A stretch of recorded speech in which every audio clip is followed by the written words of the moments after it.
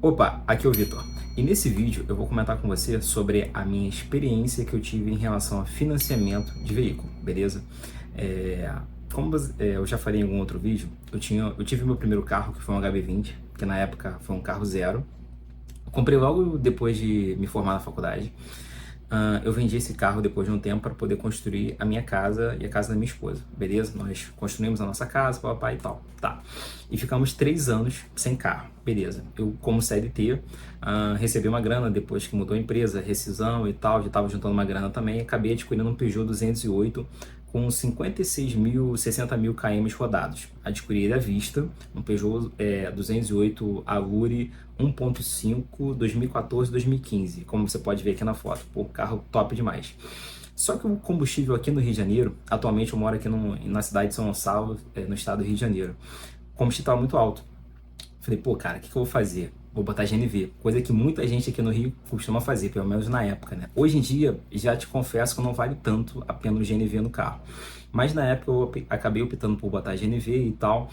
E não ficou legal o GNV no Peugeot. Não sei se foi a loja que eu instalei, não sei se é da própria Peugeot, enfim. Acabei tirando, né, o GNV e mesmo assim com consumo alto, né, porque tem um desconto quando você bota GNV, você tem um desconto em relação a IPVA e tal, tudo mais, mas enfim, para mim não valeu tanto a pena e fiquei um tempo sem GNV sem o GNV no Peugeot. Beleza, pô, show de bola. Só que o combustível estava alto.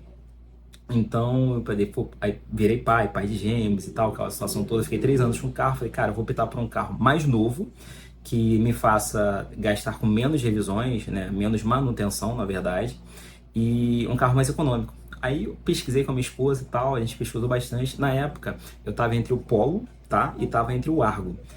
O Polo, ele, como veio a pandemia, o Polo ele não tinha a pronta entrega. Eu queria pegar um carro zero.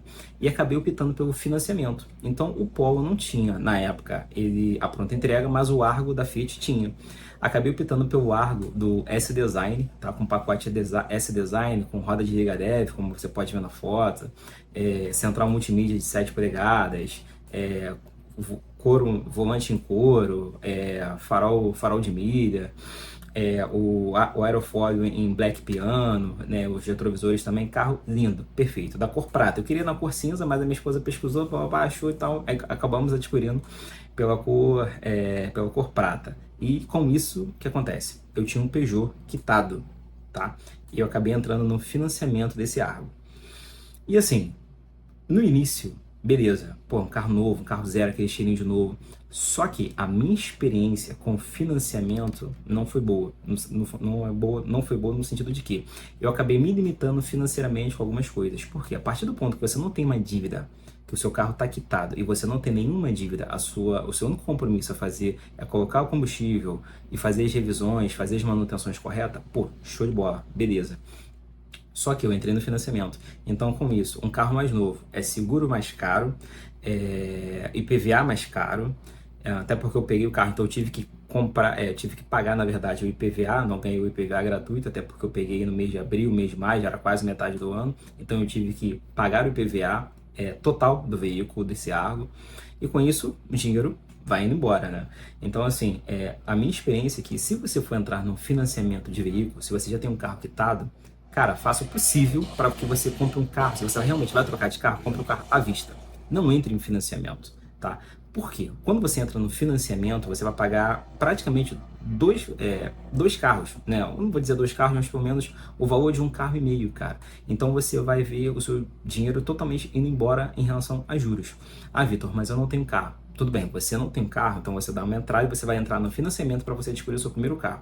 Agora, se você já tem um veículo e esse veículo te leva, ele faz tudo o que você precisa, ele te dá o suporte para que você saia do ponto A ao ponto B, seja para trabalhar, como eu uso para trabalhar, deixar minha esposa no trabalho, deixar meus filhos na creche, ir ao mercado, ir ao shopping, ir à praia, ter o lazer, mas com o carro quitado, pô, show de bola. Não há necessidade tão grande de você trocar de veículo.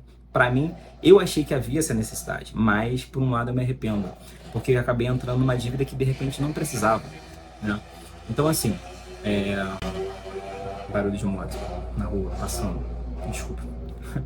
Então assim, pensando nessa questão de financiamento, se vale ou se não vale a pena, é bom você fazer as contas, tá?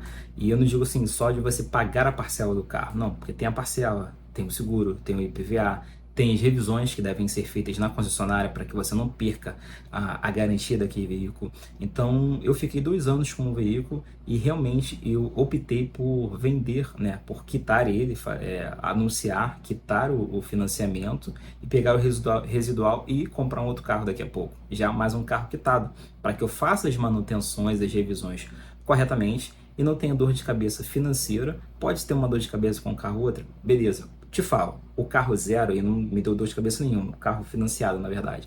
Mas por outro lado, ele me limitou financeiramente no sentido de que, cara, os juros estão muito altos. Então, você vai financiar um veículo aqui no Brasil, minha opinião hoje, em fevereiro de 2025, eu acho que não vale a pena que você se aperte muito, tá? Para que você financie um veículo se você já tem um veículo quitado. Beleza? Então, essa é a minha opinião, é um vídeo rápido que eu tô gravando. Eu acho que eu sei que não tem muito a ver com esse canal aqui, mas que de certa forma pode te ajudar em relação a você optar se você vai financiar um carro ou se você vai continuar com o seu mesmo.